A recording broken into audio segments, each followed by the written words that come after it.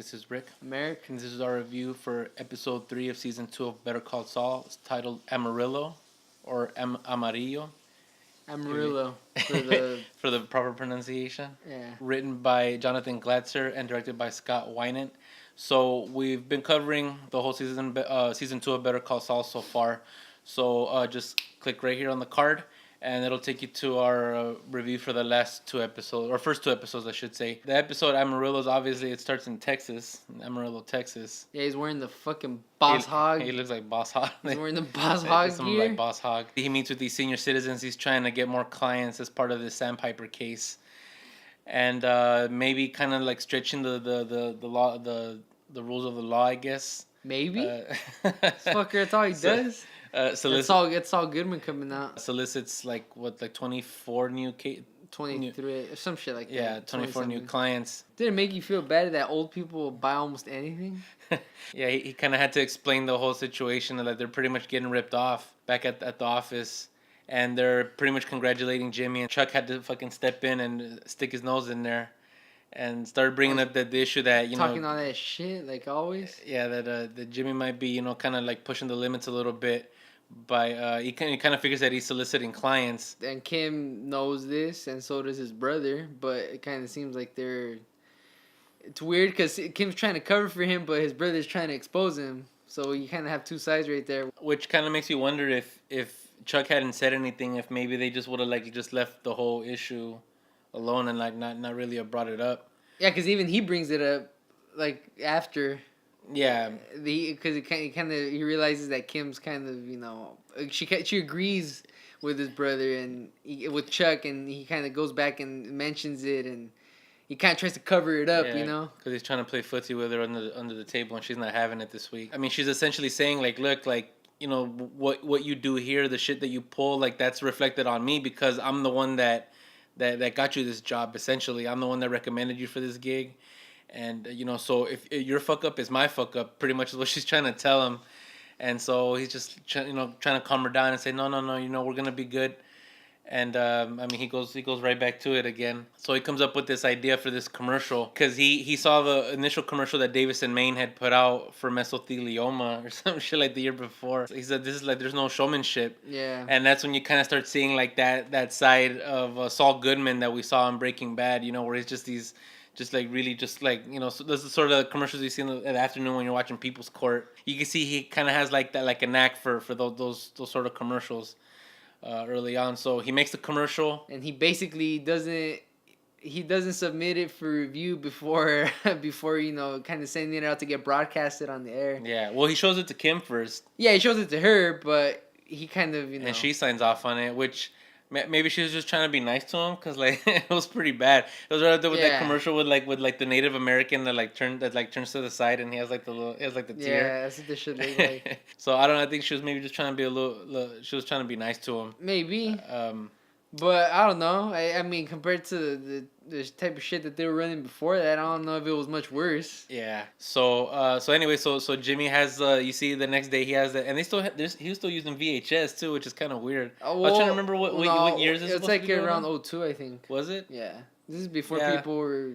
DVDs were expensive as fuck back then, man. We weren't using DVDs yet. And then Jimmy had that big ass widescreen with the big ass monitor. The next day you see Jimmy with the tape on his desk, and for whatever reason he decides to not show it to the partners, which I mean, it sounds kind of weird. Why would he do that? But I mean, I'm sure we're gonna get the answer to that. I know the writers are better than to just say, oh, well, he just did it because he's just trying to just be a dickhead about it. I think in his eyes, he probably thought, oh, they're gonna like it. As long as it brings in more clients or as long as it brings in more people, it doesn't really matter. But apparently, it did matter because he's gonna get fucking roasted. Yeah, because obviously they're gonna roast his ass like a marshmallow at a campfire. Because obviously he catches that ear burning from him when he finds out that he ran the commercial without getting approval first. But on the other hand, it did work because he said they got 100-some calls. Yeah, something like that. It actually ended up working out better than those notices they had been sending out. So in one way it was good, but Davis wasn't having it, so he just says, we're gonna have a meeting tomorrow. You say you're a habitual line stepper. A cool kind of sort of metaphor.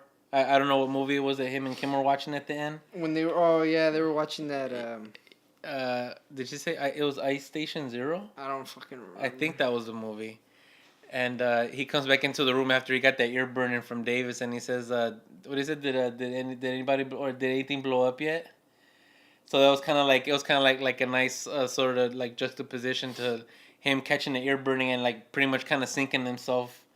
Yeah, it's true. With the submarine and that scene of the movie. So I thought that was kind of like a nice sort of like contrast. And then we had obviously like the other storyline with Mike and his daughter-in-law and his granddaughter, which that bitch is crazy though, man. Cause she's making shit up, man. He was spent the whole night. Well, you don't know that because there was that it looked like it might have been like a bullet that grazed the side of the house. Yeah, but wasn't he there the whole night? He would have seen it or heard it. Yeah. I was thinking, like, damn, how hard were they throwing those fucking newspapers? That shit like, sounded loud as fuck, man. I was like, what the hell is that? At first, I thought maybe like the car caught like a flat or something, because that shit was loud. I'm like, damn, how hard are they throwing those damn newspapers? Yeah, and the only way it'll make a noise is if you throw the drop like the whole fucking stack of newspaper, but it was just a little bitch ass, Yeah, so obviously the daughter, I think her name's Stacy.